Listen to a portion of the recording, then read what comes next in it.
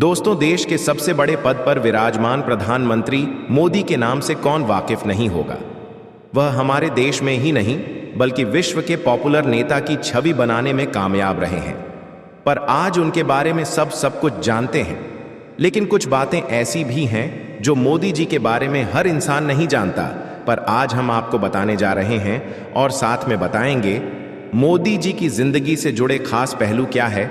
जानने से पहले चैनल को सब्सक्राइब करें और बने रहिए हमारे साथ वीडियो के अंत तक। प्रधानमंत्री मोदी का पूरा नाम नरेंद्र दामोदर दास मोदी है।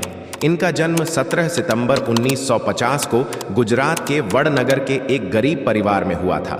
उनके पिता का नाम दामोदर दास मूलचंद मोदी की मां का नाम हीराबेन है। नरेंद्र मोदी के 5 भाई बहन हैं, जिसमें उनका नंबर दूसरा है। मोदी जी को बचपन में नरिया कहकर पुकारते थे। मोदी जी के पिता रेलवे स्टेशन पर चाय की दुकान लगाते थे। मोदी जी भी अपने पिता की चाय की दुकान पर उनका हाथ बटाते थे। मोदी जी बचपन से ही कुछ अलग थे। वह आम बच्चों की तरह नहीं थे। उन्हें बचपन में देशभक्ति के काम करना बहुत पसंद थे। 1962 में भारत चीन युद्ध के दौरान मोदी जी ने ट्रेन में जा रहा है फौजियों को चाय पिलाई थी। और यही नहीं, उन्होंने 1965 के भारत पाक युद्ध के समय भी मोदी जी ने वहां से गुजर रहे सैनिकों को चाय पिलाई। मोदी जी ने गुजरात के वडनगर के ही भागवताचार्य आचार्य नारायण आचार्य स्कूल से अपनी पढ़ाई की शुरुआत की और वह पढ़ाई में औसत छात्र थे। मोदी जी को बचपन में एक्टिंग का बहुत शौक था, इसलिए वो स्कूल के बाद नाटकों में भाग लेते और राम के आसरे करते थे। वे एनसीसी में भी शामिल हुए। मोदी जी बचपन से ही निडर थे।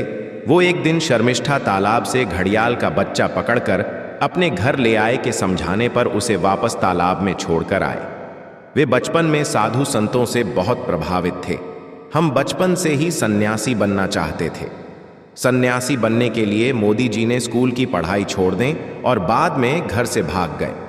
इस दौरान पश्चिम बंगाल के रामकृष्ण आश्रम सहित कई जगह वर्गों में मोदी जी बचपन से ही आरएसएस को पसंद करते थे और उससे जुड़े भी। 1958 में दीपावली के दिन गुजरात आरएसएस के पहले प्रांत प्रचारक लक्ष्मण राव ईमानदार वकील साहब ने नरेंद्र मोदी का बाल स्वयं सेवक की शपथ दिलाई। मोदी जी बहुत ही मेहनती कार्यकर्ता थे। वो आरएसएस बड़े शिविरों के आयोजन में मैनेजमेंट का हुनर दिखाते। आरएसएस नेताओं के ट्रेन और बस में रिजर्वेशन का जिम्मा उन्हीं के पास होता था। मोदी कई महीने तक तो हिमालय में साधुओं के साथ भी रहे। वापस आने पर उन्होंने सन्यासी जीवन त्याग नया फैसला किया और अपने भाई के साथ मिलकर अहमदाबाद के कई स्टेशनों पर चाय की दुकान लगाई। हर परेशानी का सामना करते हुए चाय बेची। 18 साल की उम्र में मोदी जी की मां ने कहा था, जिले के राजा सोना गांव में रहने वाले जशोदाबेन से मोदी की शादी करवा दी। फिर के बाद मोदी जी घर छोड़कर संघ प्रचारक बन गए। कुछ लोगों का कहना है कि वह शादी के 3 साल बाद तक अपनी बीवी के साथ रहे, लेकिन मोदी जी के बारे में लिखने वाले शीर्ष से इनकार करते हैं। मोदी जी अहमदाबाद संघ मुख्यालय में रहते थे और वहां के सारे छोटे छोटे काम जैसे सफाई करवा, चाय बनाना, बुजुर्ग नेताओं के कपड़े धोने वगैरह जैसा काम करते थे। वहां काम से पहले अपने मां का आशीर्वाद लेना जरूर घर जाते थे। यह काम वो आज भी करते हैं। 2014 का लोकसभा चुनाव जीतने के बाद भी सबसे पहले वह अपनी मां का आशीर्वाद लेने के बाद है संघ में रहते हुए कुर्ते के बाद छोटी करवा लें ताकि ज्यादा खराब ना हो। फिर वर्तमान में मोदी ब्रांडकर्ता का नाम से मशहूर है। 1975 में जब इंदिरा गांधी ने कई राजनीतिक कारणों की वजह से राज्यों में आपातकाल लगा दिया था और उस वक्त भी मोदी रिव्यू सरदार के रूप में फॉरेस्ट से छुपकर सरकार की गलत नीतियों का विरोध करते रहे हैं। मोदी जी बहुत ही मेहनती कार्यकर्ता थे। आरएसएस में उनके गाने को देखकर उन्हें भाव ज्यादा सम्मान मिलने लगा। स्वामी विवेकानंद से भाव ज्यादा प्रभावित है। उन्होंने गुजरात में स्वामी विवेकानंद युवा विकास यात्रा भी निकाली। मोदी जी शुद्ध शाकाहारी हैं, होगा तो हॉट रखते हैं। मोदी जी 18 घंटे काम करते हैं और कुछ ही घंटे सोते हैं। वह समय के पाबंद हैं। लाल कृष्ण आडवाणी को मोदी जी का राजनीतिक गुरु माना जाता है। मोदी जी ने आडवाणी की सोमनाथ से अयोध्या रथ यात्रा में बड़ी भूमिका निभाई। इससे प्रभावित होकर बीजेपी के बड़े नेताओं ने मोदी जी को अपने पार्टी में शामिल कर लिया। मोदी जी पार्टी में बहुत मेहनत और लगन से काम करते रहे। 1985 में गुजरात के विधानसभा चुनाव में बीजेपी पार्टी को बहुमत हासिल हुआ। मोदी जी के शंकर सिंह वाघेला से कुछ नाराजगी हो गई, जिसकी वजह से शंकर सिंह वाघेला ने इस्तीफा दे दिया और केशव भाई को गुजरात का मुख्यमंत्री बना दिया। मोदी जी को दिल्ली बुलाकर केंद्रीय मंत्री रिस्पॉन्सिबिलिटी सौंप दी। फ्रॉम मेरे धीरे धीरे भाई की तबीयत खराब रहने लगी।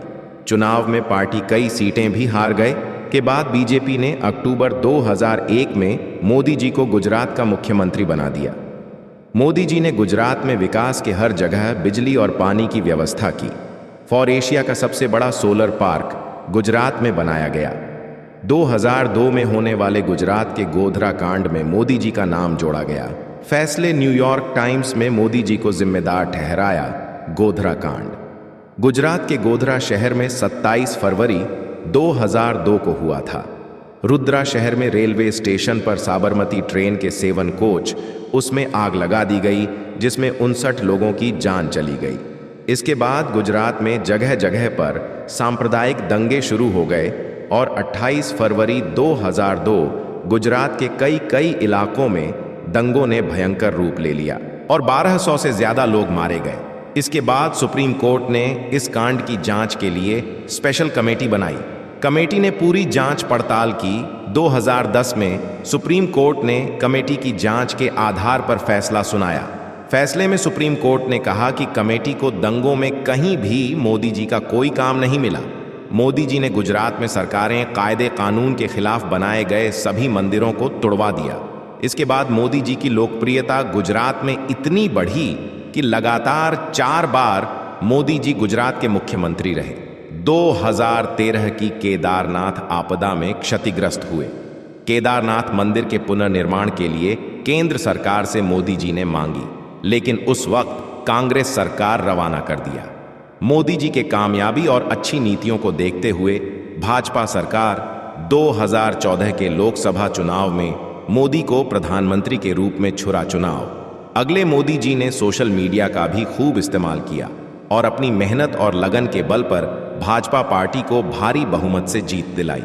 20 मई 2014 को दिल्ली के राष्ट्रपति भवन में मोदी जी ने भारत के सर्वोच्च नेता प्रधानमंत्री पद की शपथ ली। मोदी जी भारत के 15वें प्रधानमंत्री बने। लोगों के लिए वो इतने पॉपुलर नेता बन गए कि दोबारा भी बीजेपी भी पार्टी को बहुमत के साथ जीत मिली। 30 मई 2019 को दूसरी बार भारत के प्रधानमंत्री बने और एक बार फिर 2024 में। अगर आपको मोदी जी के पीएम बनने के बाद के कामों के बारे में भी एक वीडियो चाहिए तो हमें कमेंट करके बताइए। और अगर आपने अभी तक चैनल को सब्सक्राइब नहीं किया है, करना बिल्कुल न भूलें।